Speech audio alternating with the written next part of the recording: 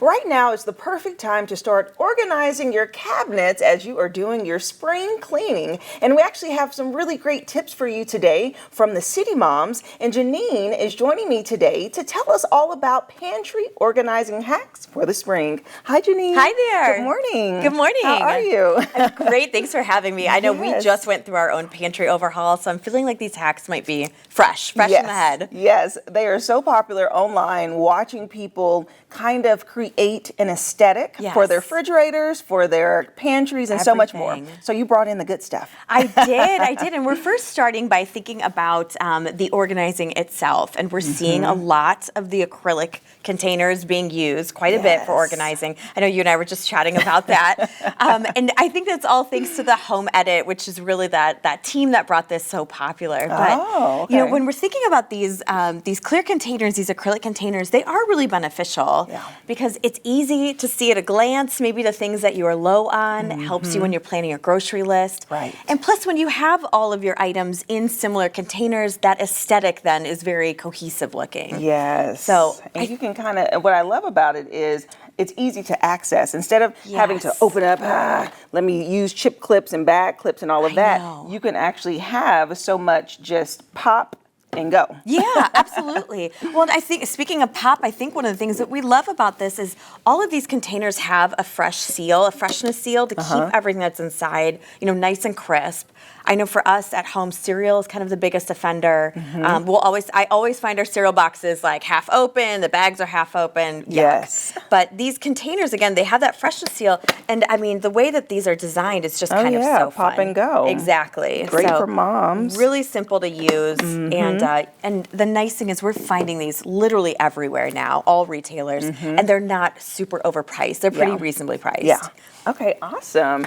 And then but let's talk about some tips, though, when it comes to keeping them stocked and not having that overflow. So that's something we discussed. It's like you want to put all of your beans and your spaghetti and everything in these, but then what happens if there's too much in the box? So now you need double storage. So what we always recommend to people is you don't want to overstock your pantry or your cabinets because then oftentimes things go missing, they get hidden, you're not going to be using those as often. So we recommend creating your own overflow area either in a basement or in your garage, somewhere that's going to be safe. That way you're only putting out what you need to use. And again, with this aesthetic, you'll be able to tell quickly if it's low and needs to be restocked.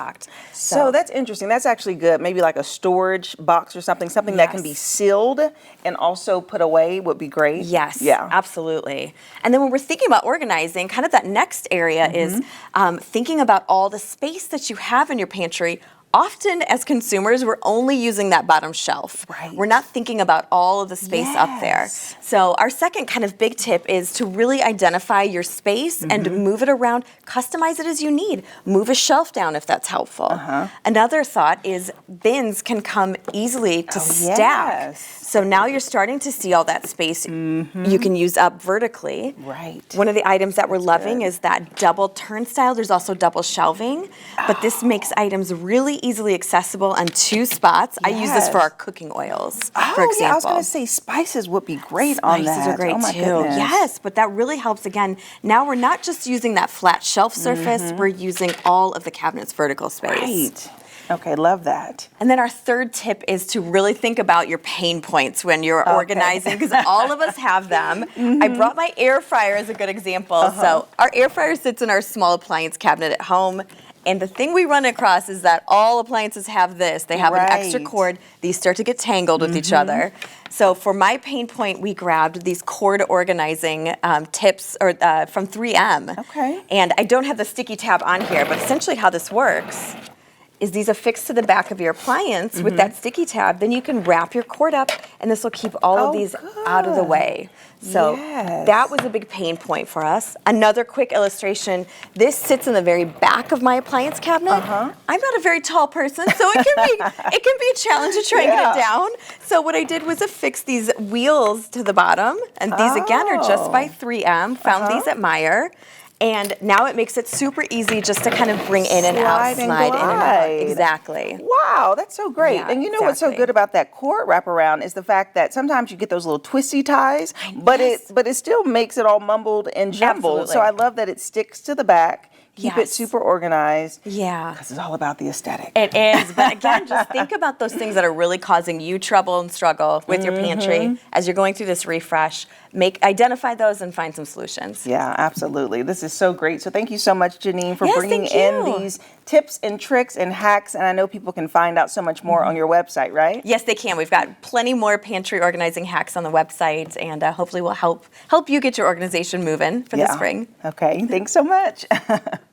And if you would all like to learn more about the City Moms, we'll actually have their website listed below. Their membership is free, so go ahead and subscribe to get all of this really great information and so much more. And I'll see you after the break. Follow us on social media at Living Local 15.